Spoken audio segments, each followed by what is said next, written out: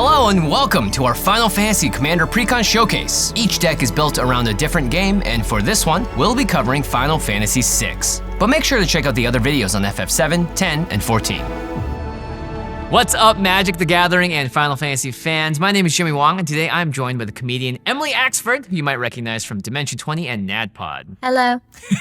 Hello, indeed. We're gonna be doing something really exciting today. We're revealing the brand new cards from the Final Fantasy Preconstructed Commander deck, Revival Trance, which is from Magic the Gathering's newest Universes Beyond set, Final Fantasy. Now, this deck is, of course, based on the classic game Final Fantasy VI, and Emily, I hear you're a fan. Yeah, I'm a pretty big fan. Yeah. I played it as a kid. The music stuck in my soul. I walked down the aisle to the song from the Opera House. Whoa. When I got married. Obviously, not just any old aisle, a wedding aisle. Every aisle.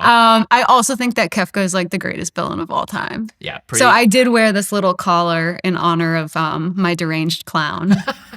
That's amazing. Well, for those that don't know, can you give us a breakdown of what the game was about? Yes. So Final Fantasy VI is basically a group of rebels and misfits who band together to stop an oppressive empire from exploiting the magic of beings called Espers. Well, speaking of Espers, let's take a look at some of the cards from the deck, shall we? Yes. Let's kick things off with the face commander of the deck. It is Terra, Herald of Hope. Leading the Revival Trance deck is Terra, Herald of Hope. Terra is a 3/3 human wizard warrior who costs 3 mana to cast. Each turn, Terra gains flying and puts some cards into your graveyard, which is right where you want them. Because whenever she gets through in combat, you can bring an ally from your graveyard directly onto the battlefield. Ooh, Oh, yeah. what a lady. Machi. She's perfect. She's everything I dreamed. They describe her as human wizard warrior, and wizard warrior feels really appropriate for her. Yeah. She straddles the world between magic and the mundane. And I love that the card kind of is the whole package. I do think that in the same way that when you play her, she does feel like a one-woman show. Like, it feels like a one-woman show of a card. It's like, Right. no extra cards needed. I'll mill them, and then I'll also put them back out. That feels really powerful because it means I can cheat stuff onto the battlefield. And I love to cheat. Yeah, and what part of the game does that take place in? This feels to me like they're basing the deck around the second half of Final Fantasy VI after Kefka's little cataclysm. So I think that this is like, all right, getting a team back together. We got to fix the world. Yeah, and FF6 is known to have a ton of playable characters. Yeah, it so is. let's take a peek at some of them that are in the deck. I'm ready to pee.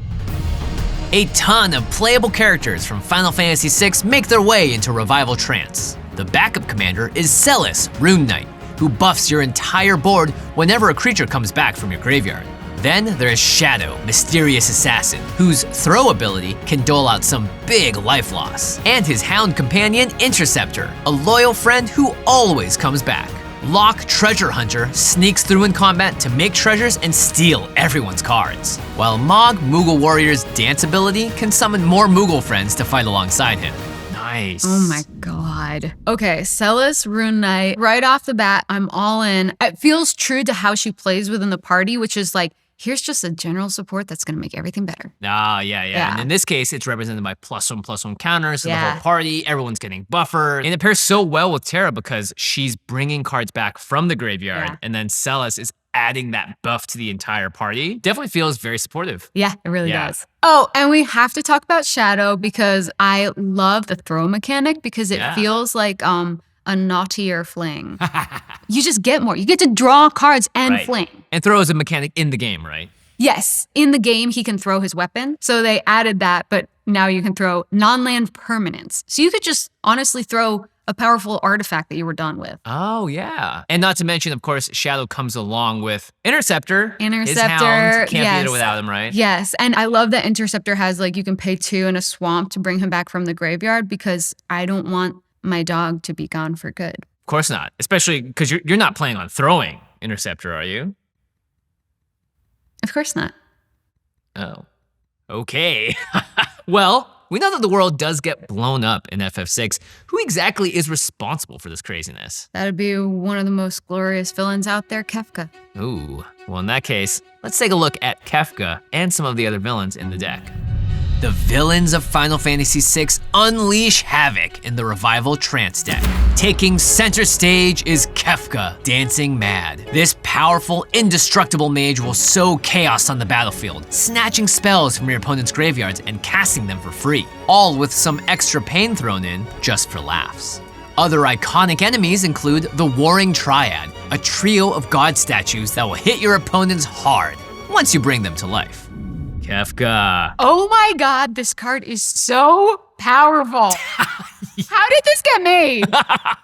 As you keep reading, it just gets better and better. Yeah, Kefka, clearly the big bad, such a famous villain. And you know what? You have to do it like this because he is so powerful. He has to be a terrifying card to enter the battlefield. Yeah, and everyone's gonna want to try and take him out as soon as possible, but indestructible. Only on your turn though. Right. And I look at that card and I'm like, I need to put in protection just for my baby Kefka. Yeah, to keep him alive. By the time he gets back to you, Kefka better still be there. I cannot believe that he lets you play other people's cards and also hurt them for it. That feels pretty thematic to the game, right? Yeah, it does. Yeah, I mean, nothing screams big bad villain than if we don't get rid of that right now, we're all gonna die. The fact that he enters and the entire table loses all alliances to focus on that card is what he is in the game. Yeah, that's right. And they have to team up to try and take him out. Yeah. Yeah, I love that. I also love seeing Snort here because it has an awesome villain, Ultros, who you fight in the Opera House, and then later again on an airship battle, which is the picture that we're getting to see here. Mm-hmm. And you get blown off the airship at that point in the game. Yeah, and that is one of many memorable moments in Final Fantasy VI. So let's take a look at some of those and items that are represented on cards. Okay.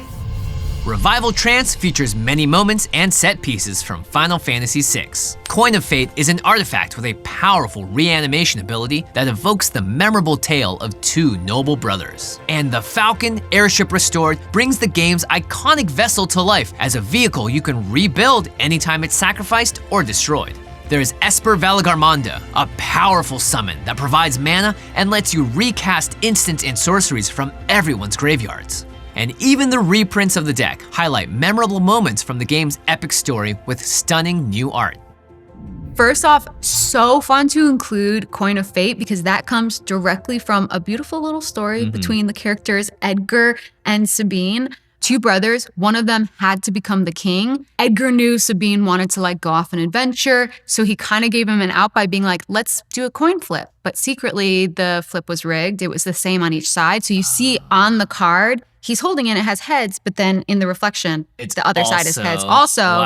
Because that was him giving Sabine the chance to go off and live the life of an adventurer that he wanted to. That's so cute. But also fun that you then become the monarch. Yeah, oh my gosh. So you essentially get two cards. One goes on the battlefield, the other goes to have his little adventure, and then you're the king. Yeah, that's incredible. It's got the monarch in there. It's got a reanimate effect because the graveyard is so important already in this deck. So it just seems like a perfect inclusion. That wonderful mashup of story and gameplay. Yeah, and I also love that they have the Falcon, the airship, in here because it's just a really memorable location of a lot of battles and hangout time, which is important in any RPG.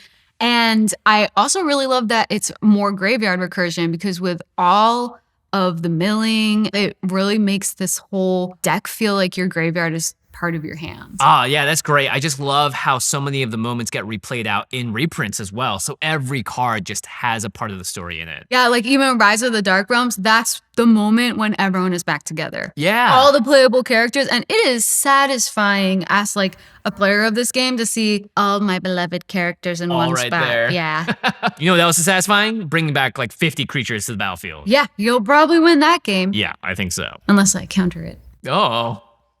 No. But why?